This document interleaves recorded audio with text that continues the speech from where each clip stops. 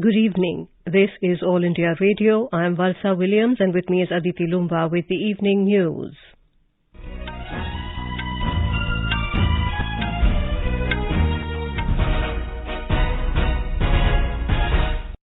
The headlines. Prime Minister Narendra Modi chairs a high-level review meeting on Ukraine crisis. Centre to send 4 cabinet ministers to coordinate evacuation mission to neighbouring countries of Ukraine. Around 1,400 stranded Indian nationals evacuated from Ukraine so far. High-level talks between Kiev and Moscow are taking place at Ukraine-Belarus border to resolve the crisis. 78.03% voting recorded till 5 p.m. for first phase of assembly elections in 38 constituencies in Manipur. Prime Minister Narendra Modi addresses post-budget webinar on vision of Gati Shakti, says infrastructure planning, implementation and monitoring to get a new direction from PM Gati Shakti. Around 7.5 lakh crore rupees earmarked for augmenting infrastructure in budget, says Finance Minister Nirmala Sitharaman. More than 177 crore 50 lakh COVID vaccine doses administered under nationwide vaccination drive so far. And National Science Day is celebrated today to commemorate the discovery of the Raman effect.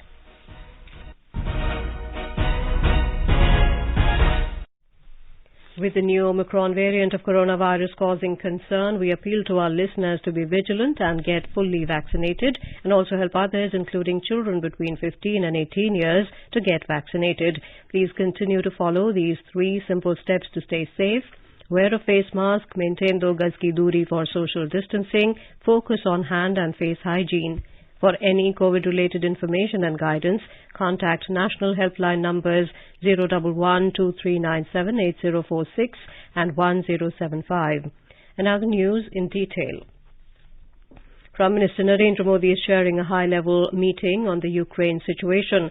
The meeting, which is underway in New Delhi, is being attended by Union Ministers Dr. S. Jaishankar, Puri, Kiren Rijiju, Piyush Goyal, Jyotiraditya Scindia and General V.K. Singh. Foreign Secretary Harshvardhan Shringla and other senior officials are also present in the meeting. Mr. Modi had chaired a high-level meeting yesterday as well on the issue. The External Affairs Ministry today said the government has taken the decision to send special envoys to 4 neighbouring nations of Ukraine. Briefing media in New Delhi this evening, Ministry spokesperson Narendra said Civil Aviation Minister Jyotiraditya Scindia will be going to Romania, Law Minister Kiren Rijiju will go to Slovakia, Housing and Urban Affairs Minister Puri will go to Hungary, and MOS for Civil Aviation General V.K. Singh will go to Poland. Mr. Scindia will also oversee the evacuation process in Moldova. These special envoys will be travelling to these countries basically to coordinate, oversee the evacuation process there on the ground. Situation permitting, you might also find them going to as close as possible to where the evacuation is happening. So that will depend on the specific circumstances. But I think you will see them operating there, coordinating all the efforts and, as I mentioned, being in touch with local authorities and as well as other partners that are helping in this process. On evacuation efforts, the spokesperson said the situation on the ground continues to be complex and fluid. Situation on the ground in terms of evacuation continues to be complex and fluid. Nevertheless, we have been able to accelerate our evacuation process clearly over the last 24 hours. Over 8,000 Indian nationals have left Ukraine since we issued the initial advisories. And as I speak, I think the 6th flight has just landed. 6 evacuation flights have landed in India, 4 from Bucharest and 2 from Budapest, bringing back around 1,400 Indian nationals. Mr. Bagchi said there has been improvement on the movement to Poland and Romania. He said the ministry is expanding the evacuation process through the Hungary border. A new route has also been opened through Moldova. An MEA team reached Moldova this morning and will assist in the evacuation through Romania. This new route should help Indians in southern Ukraine. Mr. Bagchi said they are encouraging Indian nationals to move to western Ukraine. The spokesperson emphasized that people should not reach the border directly to avoid long waiting time. On flights, he said new flights are being added based on demand. Over the next 24 hours, 3 more flights are scheduled. 2 of these flights will be from Bucharest to Delhi and Mumbai, and 1 other flight will come from Budapest to Delhi. He said flights are not the constraint and more flights will be added. He said the strength of embassies is also being augmented. He also said that under Operation Ganga, no one is paying any airfare at all. Replying to a query, Mr. Bagchi said India will send humanitarian aid, including medicines, to Ukraine.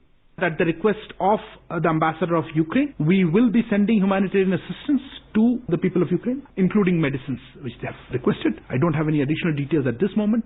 As he said, it's just been requested and been processed. We will share more as we go ahead. The sixth evacuation flight under Operation Ganga from Hungary's capital Budapest, carrying 240 Indian nationals, landed at Delhi airport this evening. Union Minister Mukhtar Abbas Naqvi welcomed the Indian nationals at the airport. Weekend curfew has been lifted in Ukraine's Kiev. The Indian embassy in Kiev has advised all the students to make their way to the railway station for the onward journey to the western parts. In an advisory, the embassy said the Ukraine Railways is putting special trains for evacuations. It requested all Indian nationals and students to remain calm, peaceful and united.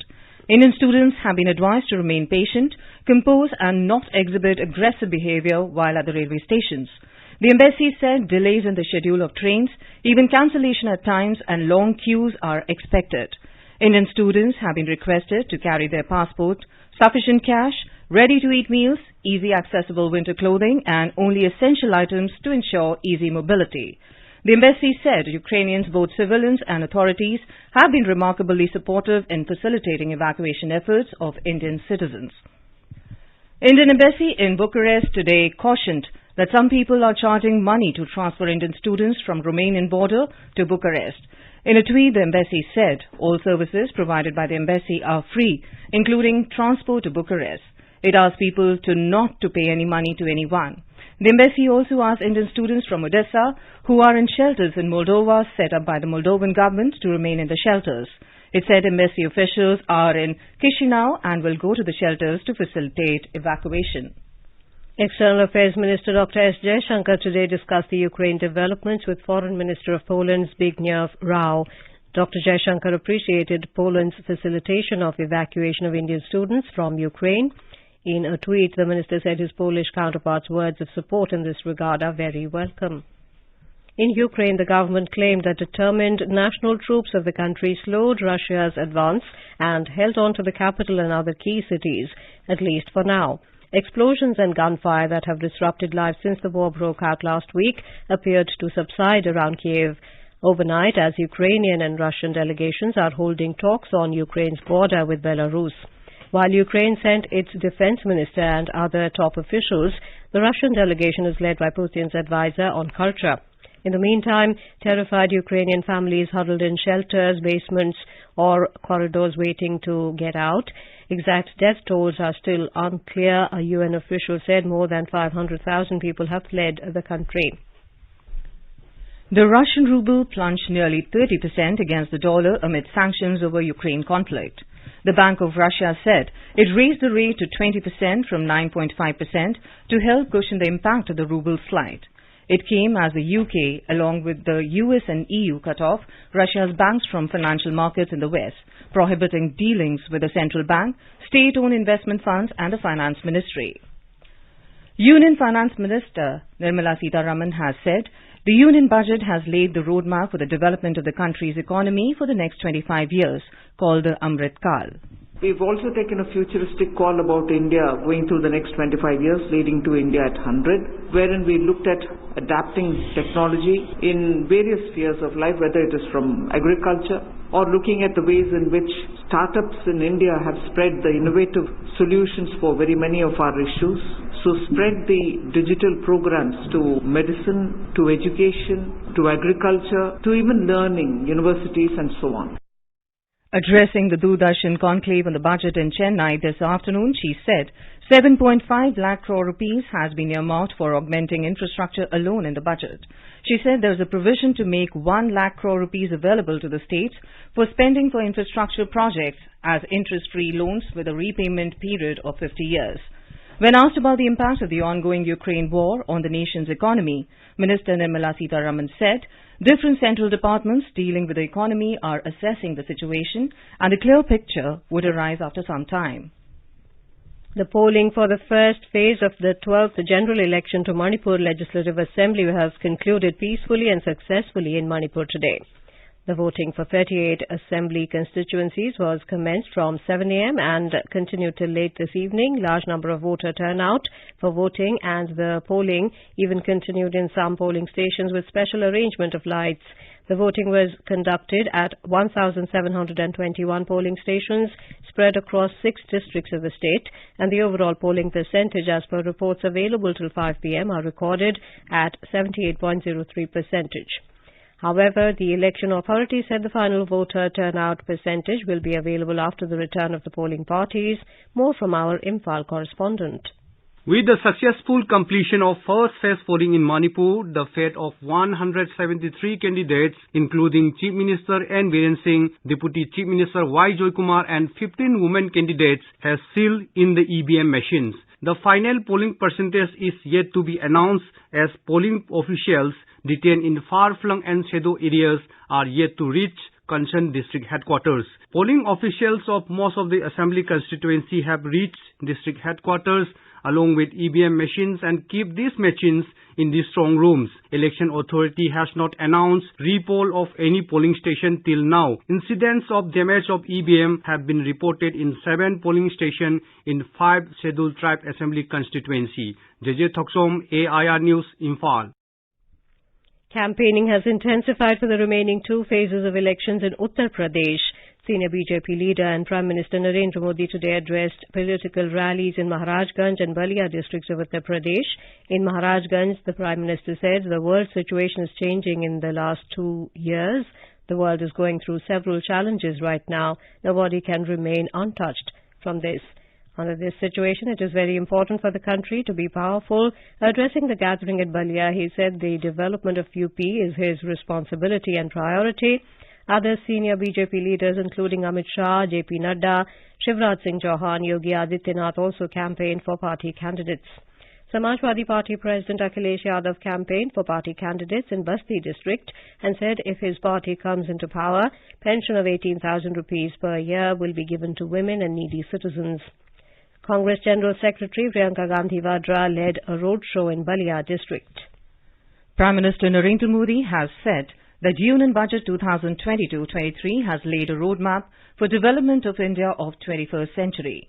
Addressing a webinar on the vision of Gati Shakti and its convergence with Union Budget 2022, the Prime Minister said, इस साल के budget ने 21वीं सदी के भारत के विकास की गति शक्ति निर्धारित कर दी है। इंफ्रास्ट्रक्चर पर आधारित विकास की यह दिशा हमारी अर्थव्यवस्था के सामर्थ्य में असाधारण वृद्धि करेगी। इससे देश में रोजगार की भी अनेक संभावनाएं बनेगी। He added that the scale on which the present government is working on infrastructure development, Prime Minister Gati Shakti, is the biggest requirement for the country.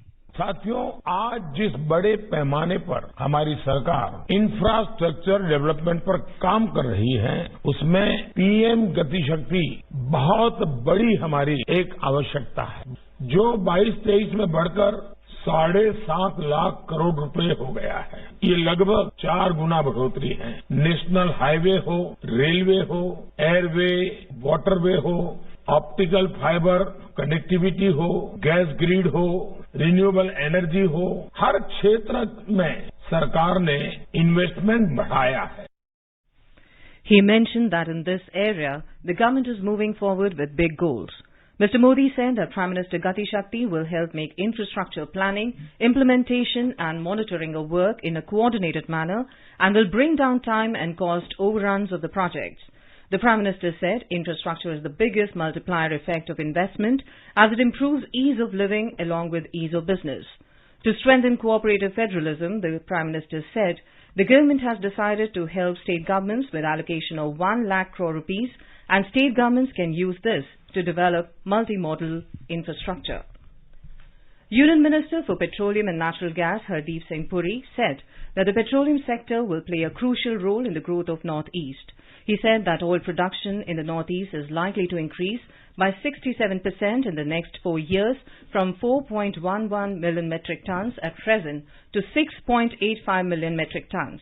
Addressing a conference in Guwahati today, the Union Minister said that the Prime Minister Gati Shakti will bring a paradigmatic shift in the infrastructure and logistics sector of the country. He asserted that Prime Minister Gati Shakti is a game changer with its more spirited, coordinated and holistic approach. Defence Minister Rajnath Singh today reviewed the preparation for DEF Expo 2022. DEF Expo is Asia's largest exhibition on land, naval, air and homeland security systems. The event has gained significant traction since India relaxed its health protocols on the 10th of February due to the reducing cases of COVID. Mr. Rajnath Singh noted that the recent relaxation has generated greater interest in DEF Expo 2022, which has 78 participating nations, 39 minister-level delegations, with other confirmations to be received in the days ahead. A quantity of 707.24 lakh metric tons of paddy has been procured in Kharif marketing season so far. Paddy procurement is progressing smoothly at MSP in the procuring states including Punjab, Uttar Pradesh, Uttarakhand, Telangana and Rajasthan. Till now, about 96,41,000 farmers have been benefited with an MSP value of over 1,38,000 crore. You're listening to the evening news on All India Radio. A reminder of the headlines before we move on. Prime Minister Narendra Modi chairs a high-level review meeting on Ukraine crisis. Centre to send 4 cabinet ministers to coordinate evacuation mission to neighbouring countries of Ukraine. Around 1,400 stranded Indian nationals evacuated from Ukraine so far. High-level talks between Kiev and Moscow are taking place at Ukraine-Belarus border to resolve crisis. 78.03% voting recorded till 5 p.m. for the first phase of assembly elections in 38 constituencies in Manipur.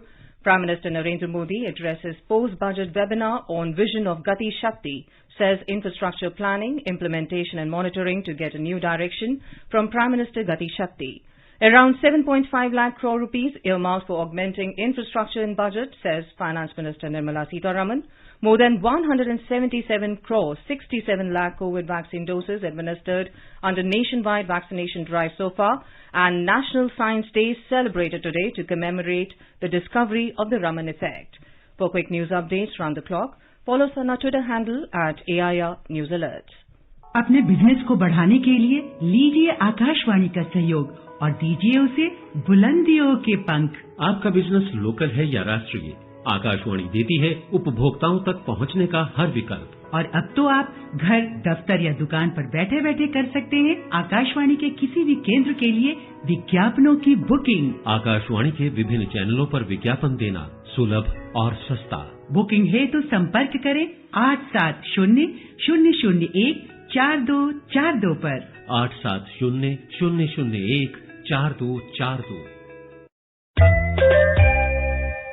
चलो मिलकर एक शुरुआत करें, चलो एक फैसला आज करें, मास्क नहीं तो टोकेंगे, कोरोना को रोकेंगे, चलो एक इरादा करते हैं, चलो खुद से वादा करते हैं, मास्क नहीं तो टोकेंगे, कोरोना को रोकेंगे।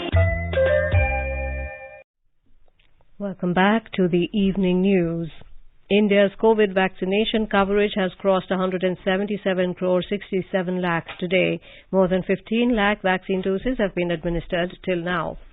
More than 2 crore precaution doses have been administered so far to the identified categories of beneficiaries, including healthcare workers, frontline workers, and people over 60 years. The recovery rate is currently at 98.56%. And now let's listen to our special program Azadi Ka Safar, highlighting the importance of the day during the freedom struggle. Azadi Ka Amrit Mahotsav.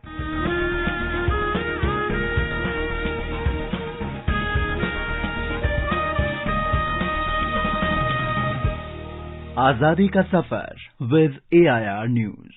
Birth of a Nation. India's glorious freedom struggle is one of the greatest struggles the modern world has ever witnessed. AIR News brings you a glimpse of the struggle every day.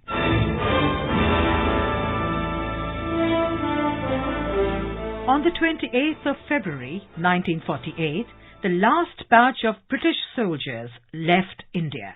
The withdrawal of British forces began on the 17th of August 1947 when the 1st Army units and a large contingent of the Royal Air Force sailed from Bombay.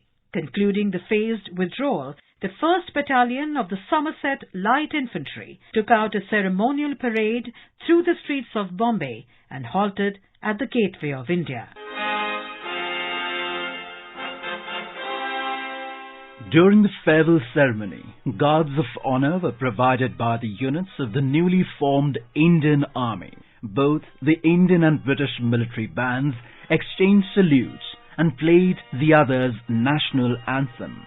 The British were presented with parting gifts, an oil painting, the Indian tricolour, and a silver model of the Gateway of India. Raja Maharaj Singh, the first post-independence governor of Bombay, read messages of farewell and good wishes from Lord Mountbatten and Prime Minister Jawaharlal Nehru. To the tune of the popular farewell song Auld Lang Syne, translated from Scottish as "For old time's sake," the last of the British troops marched out through the Gateway of India and boarded the Empress of Australia for their journey home.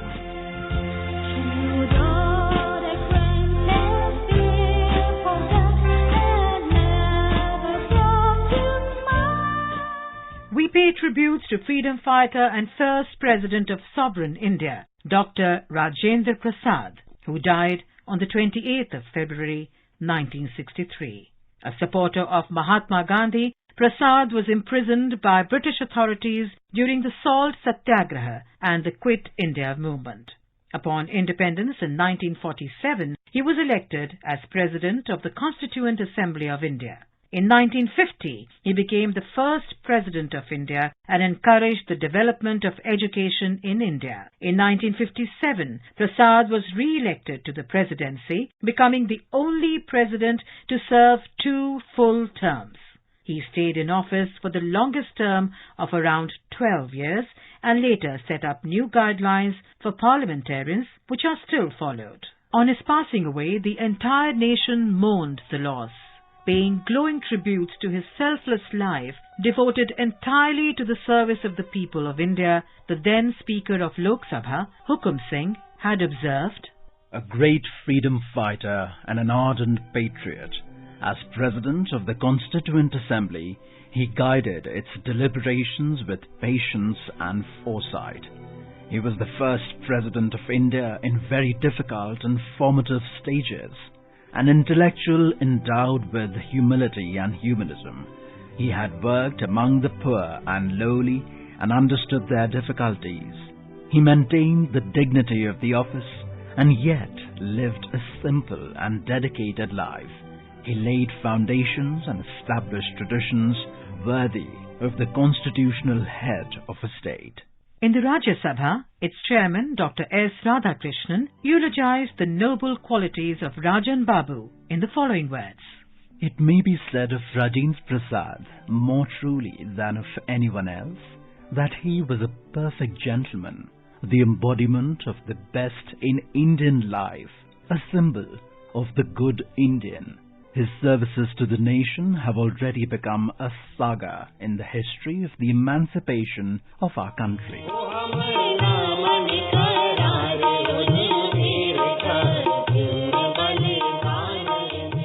We also remember Martyr Sursi, who died on the 28th of February 1858. She took part in the First War of Indian Independence of 1857 along with her son Bhim Naik, a prominent Bhil leader of Nimar, Madhya Pradesh. Sursi was captured by the British troops near Saloda on the 8th of February 1859 following a serious encounter with troops at her command. She was imprisoned and tortured physically and mentally at Mandaleshwar Fort and died in detention on the 28th of February 1859. We salute the great freedom fighter. That brings us to the end of this episode of Azadi Ka Safar with AIR News. See you in the next episode tomorrow.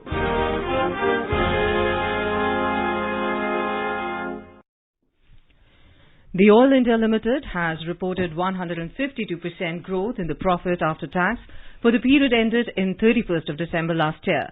Talking to newspersons in Guwahati, the CMD of Oil, Sushil Chandra Mishra, said the company has reported profit of 2,257 crore rupees in this period. Mr. Mishra said that the production of natural gas in the third quarter of last year has gone up by nearly 18% in comparison to previous year.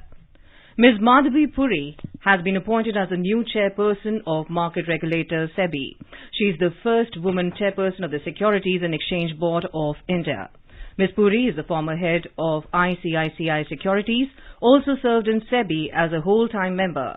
She will replace Ajay Tyagi as his term ends today. The Women and Child Development Ministry will celebrate the International Women's Day week from tomorrow as an iconic week as a part of Azadi Ka Amrit Mahotsav. As a part of the week-long celebration, the ministry will organize various events and social media campaigns covering a variety of themes related to women's safety and empowerment. Today is National Science Day. The day is celebrated every year on the 28th of February to commemorate the discovery of the Raman effect. On this day, Indian physicist Sir C.V. Raman announced the discovery of the Raman effect, for which he was awarded the Nobel Prize in 1930. In 1986, the Government of India designated the 28th of February as the National Science Day. The day is aimed at spreading the message of importance of science and its application in human life. Vice President M. Venkaiah Naidu and Prime Minister Narendra Modi have greeted scientists on National Science Day today. In a tweet, Mr. Naidu has called upon the scientific community to put in concerted efforts to find solutions to the pressing problems of humanity and improve the quality of life of people. In a tweet, Mr. Modi said we should reaffirm our commitment towards fulfilling our collective scientific responsibility and leveraging the power of science for human progress. Now let us take a look at the weather forecast for tomorrow. National capital Delhi is likely to have a mainly clear sky. The temperature will vary between 12 and 26 degrees Celsius. Mumbai will have a mainly clear sky. Minimum temperature will be 20 degrees, maximum expected to be around 35. Chennai is likely to have a partly cloudy sky. Temperature will vary between 23 and 32 degrees Celsius. Kolkata will have a partly cloudy sky with possibility of development of thunder and lightning. Minimum temperature will be 20 degrees, maximum around 30. Srinagar will have a partly cloudy sky with possibility of rain or thunderstorm or dust storm. Temperature will hover between 0 and 12 degrees Celsius. Jammu will have a mainly clear sky. Minimum temperature will be 8 degrees, maximum around 22. Leh is likely to have a partly cloudy sky. Minimum and maximum temperature will hover between -10 and 3 degrees Celsius. Gilgit will have a partly cloudy sky. The temperature will hover between 6 and 16 degrees. Muzaffarabad will have a generally cloudy sky. Minimum temperature will be 4 degrees, maximum around 21. Visakhapatnam will have a partly cloudy sky with haze. Minimum temperature will be 20 degrees, maximum around 32. Hyderabad will have fog in the morning and mainly clear sky later. Temperature will hover between 20 and 35 degrees. Bengaluru will have fog in the morning and mainly clear sky later. Minimum temperature will be 18, maximum around 31. Thiruvananthapuram will have partly cloudy sky with possibility of moderate rain or thunderstorm. Temperature will hover between 23 and 33 degrees. Guwahati will have partly cloudy sky. Imphal will have partly cloudy sky towards afternoon or evening. Shillong will have a partly cloudy sky. Aizawl will have a mainly clear sky becoming partly cloudy towards afternoon or evening. And now before we end the bulletin, the headlines once again. Prime Minister Narendra Modi chairs a high-level review meeting on Ukraine situation. Sent to send 4 cabinet ministers to coordinate evacuation mission to neighboring countries of Ukraine. Around 1,400 stranded Indian nationals evacuated from Ukraine so far. High-level talks between Kiev and Moscow are taking place at Ukraine-Belarus border to resolve crisis. 78.03% voting recorded till 5 p.m. for first phase of assembly elections in 38 constituencies in Manipur. Prime Minister Narendra Modi addresses post-budget webinar on vision of Gati Shakti, says infrastructure planning, implementation and monitoring to get a new direction from PM Gati Shakti. Around 7.5 lakh crore rupees earmarked for augmenting infrastructure in budget, says Finance Minister Nirmala Sitharaman. More than 177 crore 67 lakh COVID vaccine doses administered under nationwide vaccination drive so far. National Science Day celebrated today. And with that, we end the evening news. Good night.